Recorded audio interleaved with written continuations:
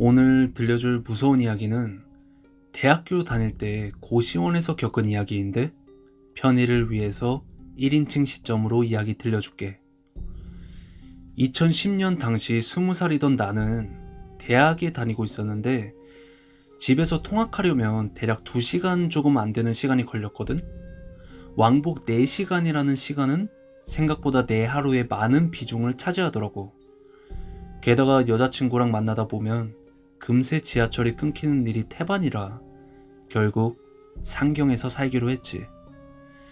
그렇게 원룸을 알아보고 있었는데 최대한 학교에서 가까운 곳에서 살고 싶었어. 근데 대부분이 보증금이 1,000만 원은 기본이었고 보증금이 저렴한 곳은 월세로 지급하는 금액이 상당히 비싸서 당분간 고시원에서 지내기로 했어. 한 달 고시원비가 20만 원이었고 생각보다 값이 저렴했지. 물론 방에 창문은 없었고 화장실이랑 취사시설은 다 같이 쓰는 구조였어. 워낙 학교에서 가깝다 보니까 그냥 한두 달 정도만 살고 원룸을 구해서 나갈 생각이었거든. 근데 사람이 환경에 적응해버리면 익숙해져서 새로운 환경을 거부하게 되더라고. 7월에 고시원에 들어갔는데 어느덧 11월을 지날 무렵이었어. 마침 11월에 내 생일이 있어서 동기들이랑 학교 앞 술집에서 파티하게 됐는데 나는 아버지를 닮아 술이 강한 편인데도 이상하게 그날은 빨리 취해서 결국 동기들이 나를 데려다 주게 된 거야.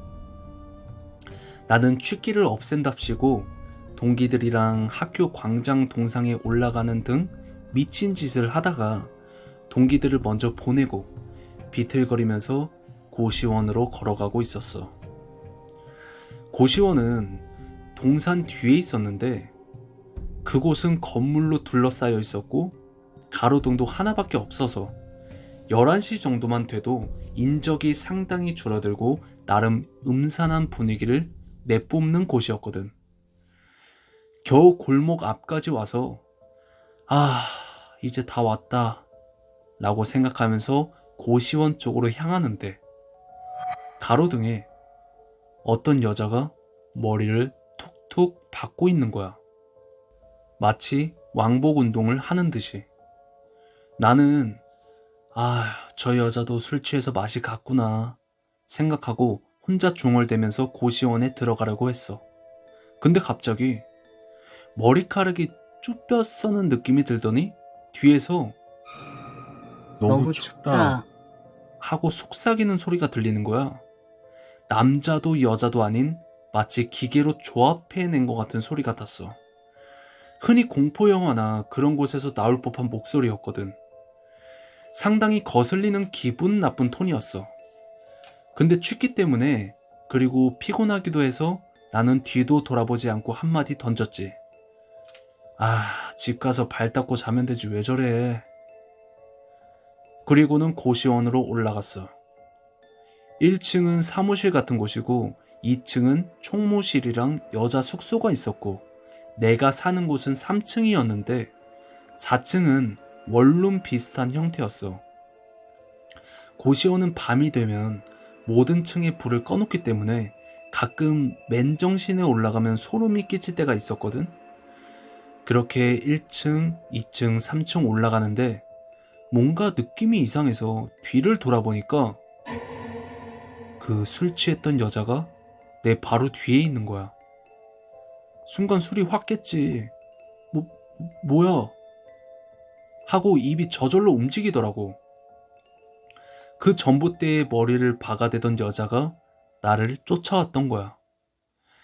내가 서 있던 장소는 층간 창가 쪽에 담배를 태우던 장소여서 노래방 간판 불빛이 비쳤는데 그 여자 얼굴도 불빛에 비치더라고.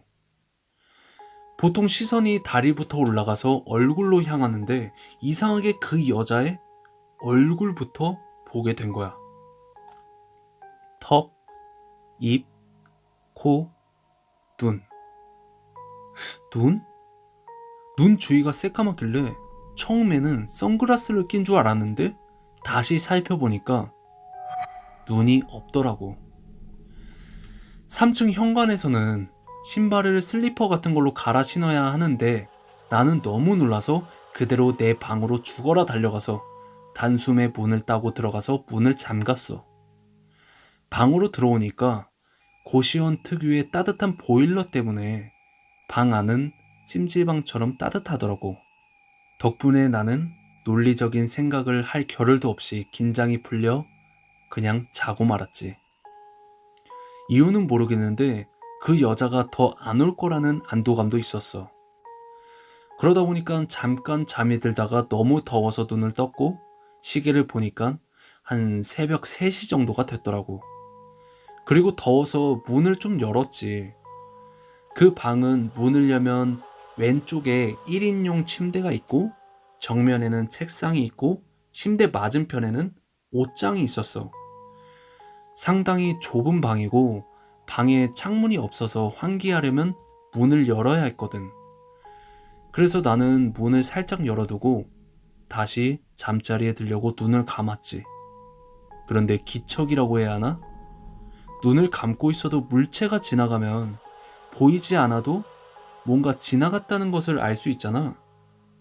누군가 내 방 앞에 있다는 게 느껴지는 거야. 근데 술도 마셨겠다. 하도 피곤해서 그냥 옆방 사는 형일 거다 생각하고 잠을 청했지. 그리고 아침 9시쯤 일어났어. 마침 그때 옆방 형도 일어났는지 방에서 나와 있더라고. 형, 일어나셨어요? 아니, 일어난 건 진작에 일어났지. 오늘 쉬는 날인데 빨리 일어나셨네요? 잠이 안 와서. 근데 너 어제 여자 데려왔냐? 나는 어리둥절한 표정을 지으면서 되물었어. 아니, 여자라뇨? 에이, 새침에 떼지 마. 어제 새벽에 물 먹으러 가는데 네 방 앞에 여자 한 명 서 있더만. 나는 순간 소름이 확 돋더라고. 전날 새벽 고시원 앞에 있던 여자가 나를 따라서 3층까지 올라왔던 게 그제야 떠올랐거든.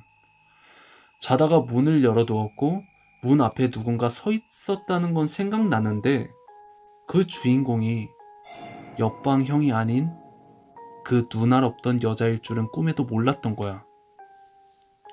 형, 어제 제 방 앞에 서 있던 사람 형 아니었어요? 에이, 무슨 소리야, 그게. 야, 너 좀 더 자야겠다. 아침부터 이상한 소리만 하고. 나는 너무 놀라서 방 안에 돌아와서 침대에 앉았어. 그때 귓가에 들렸던 한마디가 지금도 잊혀지지가 않거든. 잘 쉬고 간다.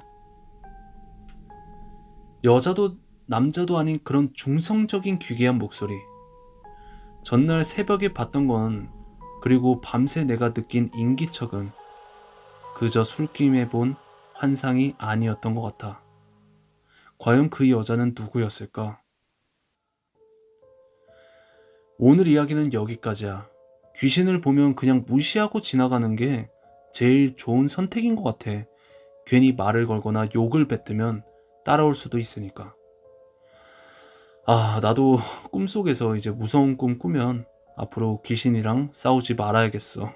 콜청자들이 겪은 이런 무서운 경험이 있으면 이메일로 제보 부탁할게. 그리고 다음 시간에 더 무서운 이야기로 찾아올게.